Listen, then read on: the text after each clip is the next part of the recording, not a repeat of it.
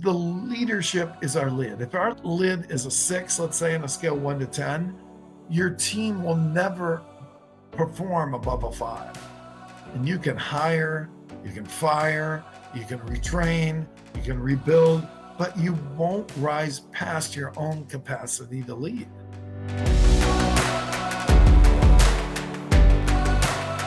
Hey everybody, welcome back to Keep the Change. Thank you so much for joining me today. I'm really excited about doing today by myself, actually. I'm going solo because of the content. Last week, I was looking at different courses that I wanted to put together in the future. And I got that, darn it, that still small voice. And the reason I say darn it is because when I listen to that voice, it usually results in massive success. But I heard this still small voice tell me that I needed to do a course on the 21 Irrefutable Laws of Leadership. If you know anything about the 21 Irrefutable Laws, you know that they're epic. It's probably, frankly, one of the best leadership books ever. And I would say that's John Maxwell's most popular writing. And today I want to deep dive into it a little bit because I decided to do that course. And I told my marketing team, yep, we're going to do it next week. And they said, what, next week? And I said, yeah. And so I'm telling you now we're going to do it next week, which if you're listening to this in August of 2025, we're going to do a boot camp. We'll call it a workshop. Let's not call it a boot camp, a workshop. And we're going to do it for an hour a week for 3 weeks, focusing on the 21 Irrefutable Laws. We'll hit a different law every week and we'll deep dive into it and apply it to how it really makes a difference in your role, in your business, in your dealership, in your family. So I think you're going to find it super powerful. I know it has been for me. And I've taught on it many, many times. I've taught it in dealerships many, many times. I've taught it in Chick-fil-A's. I have found that it is, again, epic in the impact that it can have. But let's get right to it. Today, we're just going to hit a few of the laws. We're obviously not going to hit all 21. And what we're going to do is set the stage for why this makes sense for you, why that you as a dealership owner or a business owner need to hear these laws. If you own a store, run a desk, or lead a team anywhere inside a dealership, you're going to want to lean in. These 4 laws don't just apply in theory. They show up every single day between the first pencil and that last push on Saturday night. So let's get after it. What I know is that leadership is influence. Nothing more, nothing less. Of course, that's what John Maxwell says. It's one of his most famous quotes. And another one of his most famous quotes is that you have to raise the lid to increase your influence. And we're going to talk about 4 leadership laws that drive your success. And we're going to start with the law of the lid. It's actually the first chapter in the book. And what Maxwell says about the law of the lid is that your leadership is the ceiling of your store. What's that mean? That means if you're a lousy leader, you're not going to have a lot of results. If you're a lousy leader, you're going to see it in the culture of your business. So let's break that down. Let's look at different examples of stores where the lid might be higher and lower. Let's say we've got 2 general managers. One runs a 100-car plus store. The other, same market, same inventory, and they're doing 300 cars. Why? Well, the difference isn't marketing. It really isn't inventory. It's not even the salespeople. And I know you're going to push back on this a little bit. I believe it's leadership. And I believe I've been into over my 40 plus years in this industry into enough stores to know that is the truth. The leadership is our lid. If our lid is a 6, let's say on a scale 1 to 10, your team will never perform above a 5. And you can hire, you can fire, you can retrain, you can rebuild, but you won't rise past your own capacity to lead. So here's the question. What's your lid? If your store is stuck, if your team is flat, if your morale is low, maybe it's not them. Maybe it's time to raise your lid. So how do we do that? How do we raise our lid? Well, I'm believing that, yes, it's an inside job. John Maxwell says that leadership is influence, yes, but also there's no one that was ever born a great leader. We've got to learn how to be a great leader. For me, many years I was in a dealership and I wasn't a very good leader. And then I owned my own business and I wasn't a very good leader. If you've heard about me talk about our activation coaching sessions, we talk about the 5 levels of leadership. And the first level of leadership is position leader, where they're the leader on their card. And actually, that's not even true. They're a manager on their card, but they don't know how to lead. They blame other people for discipline. For example, they might blame the boss if they force somebody to do something. Or they might just use that response, I told you to do it, just do it. Nobody flocks to them to lead. And if we think about it, most dealerships, I don't know about most, but many are run this way. When I look at dealerships that excel, that just have incredible cultures, I think of Beaver Toyota. Patrick Abad is the leader, and he studies leadership.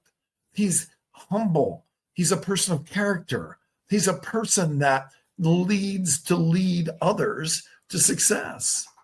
And he's part of the community. Drew Tutton, he owns 8 dealerships. He started off with one and grew it, and he's a person of character. And we're going to talk about that as we go along. But get this, Drew wanted to build his organization and frankly have more return on investment. Where did he start? With the salespeople? No. He started with his managers. And he and I sat down and he said, I want my managers to train. And I want you, me, to train my managers. And we put his folks through what we called boot camps. They were not push-ups and running laps, but 12-week boot camps on leadership. And the result of that was, did everybody transform? Well, a lot of people did. And some people transformed at such a high level with their lid that they went on their own to train other people on how to raise their lid. Remember, we talked about a moment ago, those 5 levels of leadership. Number 1 is position. I'm the boss. That's the way it is. Number 2 is permission, where we have the permission of others to lead them. Number 3 is production, where we get stuff done. That's common in our industry. And number 4 is people development.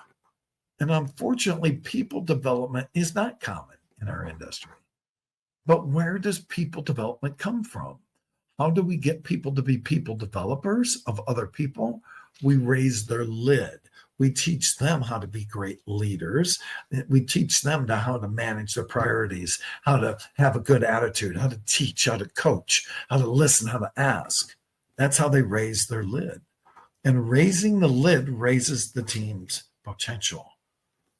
And raising the lid doesn't mean reading one book and giving a motivational speech. No, it means growing daily.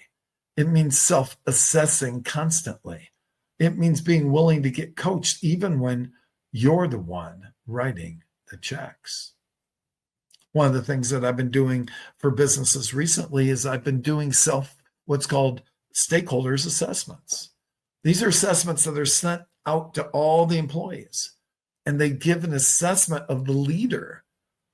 And it's anonymous, but what's so powerful about that is some leaders, because of ego, have blinders on. They don't look at the fact that they might be flawed. But a stakeholders assessment really allows them to look at themselves and really look at themselves in the mirror and say, you know what? I might have a lid. I might be holding myself back. So the question is, where in your dealership is your team reflecting your leadership lid? If we're not happy with some of our results, might be something that we have to look in the mirror on.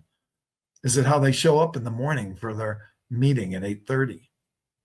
Is it how we have salespeople during the day that really don't get that much done? Or maybe it's how in the morning we have a meeting every morning and everybody does show up on time. And then we walk the lot with them and we talk about the different vehicles. Maybe that's a proof of our big lid. Maybe it's the fact that we have a high lid by the results we get out of our people, but also we have a high lid because we do one-on-one coaching with our people every day. How about your store? Do they do that?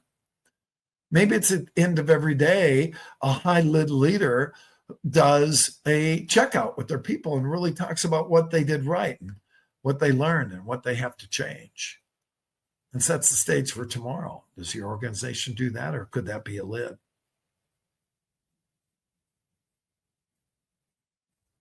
How do you follow through on your promises? Maybe you as a leader don't follow through on your promises. And maybe you're a talker and you're not a doer all the time. Not trying to be harsh. I think many of us do that. I've certainly done that in the past. We'll talk about character in a few minutes, but can they trust you? We'll talk about that. Maybe it's how they treat each other when you're not in the room. Are they coming from, again, honesty, or is there a lot of little secret factions going around? Maybe it's where and how your service department and your sales department get along. So here's the question. Where is your lid holding back your team? And what might that be costing you? The next one I want to talk about today is the law of solid ground. I love this. We hit on this a minute ago.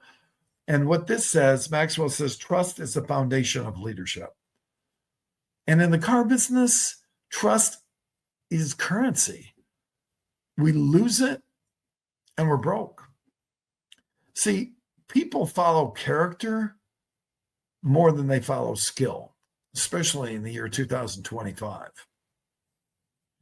The law of solid ground says when it comes to leadership, you can't take shortcuts. Trust is earned over time, right? But it can be lost when? Boop, in a moment. And here's the truth. Your people don't follow your words. It's kind of like Charlie Brown back in the day. Blah, blah, blah. They follow your character. Have you ever told somebody to do something over and over again? And you have to keep telling them over and over again? Maybe it's because you started something or put a process in place, and 2 weeks later, you're not doing that process anymore. Subconsciously, your people say, I can't trust that this is going to last. And because of that, I'm not going to be all in. Ooh, that's a little sobering, isn't it? I once worked with a general sales manager that was an incredible dude. This was a long time ago at a Toyota store in San Jose. And he could move the room like nobody else. He was motivational. He was passionate. He was a strong closer. But his private life was a mess. He was addicted to drugs. He was a drunk. He wouldn't go home. And I really, when I was a kid, I was impressionable. I wanted to be like him. And I have to tell you, I probably went down some wrong paths because he was my role model. And later, when I look back at him, I realize, you know what? I didn't want to be like him at all. I admired who he was when he was in that sales meeting, but I didn't admire who he was. He didn't have character. Because he didn't have character, he didn't build trust. Eventually, he crashed and burned. Yes, for a while, he was really successful. Sold a lot of cars. Everybody was high-fiving and doing drugs at the store. I mean, this is a long time ago. But eventually, it all fell apart for him. What he did is he broke trust. And they stopped believing him. And you and I we can't lead people that we don't have credibility with. So ask yourself some of these questions. Is who I say I am who I really am? Am I a person of character? Am I a person that stands true to their values? Am I a person that when I say something, they can really count on it? Am I a person that puts a process in place and holds people accountable to it? Do I back my managers on the floor, or do I talk behind them, behind their back? Do I talk about others behind their back? You know what is interesting? Gossip is an awful thing, man. But when we do this in the car business all the time, man, we are sitting there talking about Billy Bob when Billy's not in the room, but we don't have the courage to tell Billy Bob in person. What areas you need to do to rebuild trust? Who do they see you as? Do you own your mistakes? The two most important words in the English language, ladies and gentlemen, are what? I'm sorry. I blew it. We're all human. We're going to do stupid. But on the other hand, are we willing to admit? See, they don't want us to be right all the time. They want us to be real. That's where they follow you. Solid ground isn't about perfection. It's just not. It's about consistency and it's about integrity. And you get this. This is what we've been talking about. When your team doesn't trust you, they won't follow you. They'll work for the paycheck, but never for the mission. And that's why I mentioned a couple stores that have great cultures. People will follow them all the way through. They'll go to war with these people. They'll go to war for my friend Mike Lunar, who doesn't have people quit. If they do quit, they keep coming back. He's a friend of the podcast. For my friend Jeff Yeager, who is a partner of a Toyota store, they don't quit. Why? Because they understand that the leader is a person of character. Leadership on solid ground isn't built in a day, though. If you've broken trust, it takes a while to get it back. It's built every single day. The next one I want to talk about is victory. Let's get a little lighter. Victory, winning doesn't happen by accident. Leaders find a way for the team to win, right? With integrity. Now, if that doesn't describe what we do in a car dealership, then I don't know what does. Here's what I know. Your job as a leader isn't just to run one play. Your job is to win the game, to help other people carry the ball. I was talking to a dealership not that long ago, and they were just struggling, man. And I said, let's look at this. Let's look at your culture. Let's look at the message that's going out. Let's fix this long term. And he said, no, we're just trying to get through the month. And sometimes we're so caught up in the moment that we can't get out and we can't move along the big picture. See, that's not victory, that's survival. And nobody follows a leader that's just about survival. They just don't. A leader who leads with the law of victory is a different mindset. They ask, how do we win this month? How do we have victory? What processes do we need to put in place? How do we make sure we do this stuff every day, every time, without fail, no exception? How do we make sure that we start our meetings at 8:30? How do we make sure that we walk the lot? How do we make sure that we've got everybody turning in what they're going to accomplish today? How do we make sure we do our daily one-on-ones? What do we need to do to dominate over the quarter? What processes do we need to put in place? And what has to happen today for us to win today? See, here's what I think about winning. Actually, the word win, what's important now? Isn't that it? When you and I focus on what's important now, that's when we're on the path to win. Every day, every time, without fail, no exceptions. You get it. Every day in your stores, there's a war going on. A war between average and excellence, between apathy and ownership, between let's get through it and let's win it. Victory starts with a vision, and then it demands action. So I want to challenge you. What's victory look like at your store? What are you doing to fight for it? If your definition of victory isn't clear to your people, your team's performance will never be to the level you want it to be. Now, listen to me. Gallup says that the stores that do coaching, not stores, but businesses that do coaching, have improvements of 74% because they do coaching with their people. That's a huge number. Huge number. How has that happened? Well, we talked about victory and also vision. If you and I don't have a vision, we are going to plunder. If you and I don't have a vision, we're drifting in the ocean. We get that. It might be your vision. Is it your people's vision? You have a vision you want to put in place. You want these people to run your vision. And yet, here's what has to happen according to Gallup. Number one, you have to establish your expectation, sure, but you also have to establish the expectation of the people that work for you. Find out what they want, what their vision is, and then bring your vision and their vision together and show them how they come together.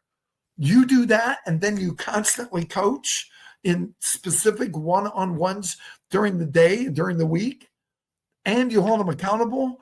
Now your people start going to victory. Dude, it's called activation.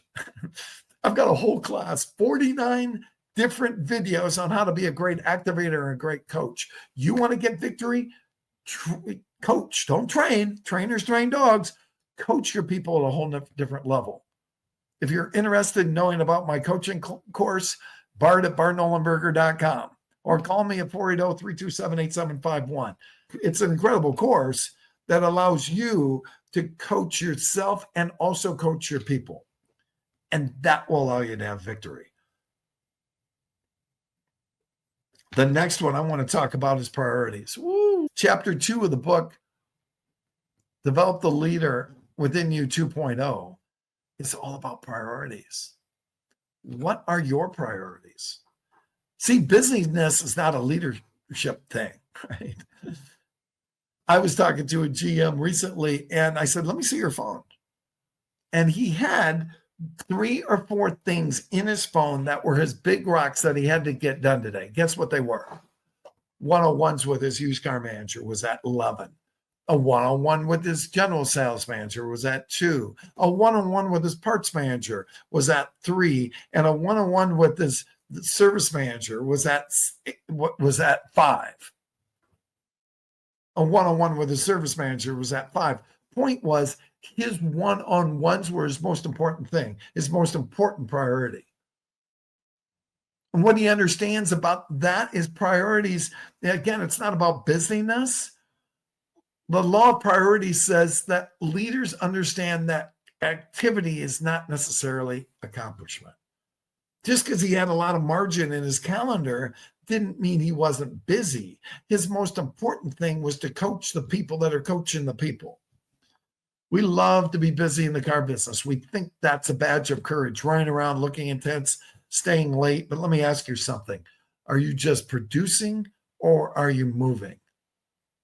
Remember I talked about my friend that had 3 or 4 things on his calendar and they focused around coaching? Yes, he had other stuff going on. He had a 8 o'clock meeting with OEM. He had a 2 o'clock meeting with Vince Solutions. He had other stuff going on, but his big rocks were focused around the developing of his people. The 5 levels of leadership say, number 1 is position. It's not a good place to stay. Number 2, permission. You're a nice person, but people still leave. Number 3 is production. Good for you. Number 4, though, is people development. And great leaders understand their priority has to be, how do I develop people? So remember, I told you about the one GM. There was another one I asked to see his calendar, and he had something in there every minute. Was it all things that need to be priorities? No. So there's 3 questions you and I need to ask ourselves. Number 1, what is required of me? When you and I decide what's necessary to put in our calendars. What is required of me? Number two, in other words, nobody else can do it, right? I believe in it. I'm going back to number one a minute. Either delegate it if you can, dump it if you can, or do it. But as much as possible, get it off your plate and focus on those things that are most important. That's required of you. Number two, what gives you the greatest return? For the first general manager, it was coaching his people. It was required of him, but it gave him a great return because he knew he was developing people. And number three, what brings the greatest reward? Guess what it was for that guy? Coaching. It just so happened that's why he made it such a priority. As a dealership leader, that might mean that you train your managers instead of sitting on the desk desking deals. I know that might be tough, but if you're a general manager, there are general managers that sit on the desk. That's great. Maybe on Wednesday nights, that's what you do. But is that your best use of your time? That's the question. It might be coaching your people and that instead of just telling them what they're doing wrong. Coaching means ask them, get them an activation mindset so they figure out what they're doing wrong. A man or woman convinced against their will is of the same opinion still. And it might be creating vision, finding solutions, not just looking at the problems. Look, your people are going to mirror your priorities. If your priority is chaos, you can see it. Boxes everywhere, dirt everywhere, salespeople out front smoking. If your priority is margin, they're going to chase margin. But if your priority is people, they're going to grow. So here's the big question. Are your daily actions matching your highest priority? If not, you might want to restructure the day and lead with intention. I'd love to walk you through that. So we've talked about the law of the lid. You're the ceiling of your team's success. You got to grow, man. Growth is a necessity. I love Andy Frisella's book, 75 Hard, because he talks about reading 10 pages of personal development a day. He says, work out an hour and a half a day, eat a certain diet, and do it for, 75 days in a row. I believe that's what you and I need to do to grow. We need to read every day. We need to study every day. My boot camps on Develop the Leader Within You 2.0, they're 12 weeks. They have to read 22 pages. They meet with me 2 hours a week. And the growth is ridiculous because one of those times is one-on-one. I've got general managers going through it. I've got sales managers going through it. Service directors going through it. It's that powerful. Law of the lid. The law of solid ground. Trust is the foundation of your influence. Can I trust you? You tell somebody you're going to call them back and you don't. Frankly, you lied. It's a little harsh, but it's true. I've done it. The law of victory. Winning leaders don't make excuses. They make it happen. And I'm talking to a lot of them here today. And the last one, the law of priorities. Focus on what matters, not just what's urgent. Now, here's your challenge. Pick the one law that hits you hardest and start living it out this week. Not next month, this week. Come on, people. And hey, I want to hear from you. You can call me at 480-327-8751, 327-8751. Join me Wednesday, August 6th for my workshop at 9 p.m. Eastern as we drill down on one of these and we get you engaged and we really look at some of these laws. Which law are you leaning into right now? Let me know. I'd love to know what your first move is. I'm Bart Nollenberger, and I so appreciate you. Thank you for taking the time. Let's make this week rock and roll.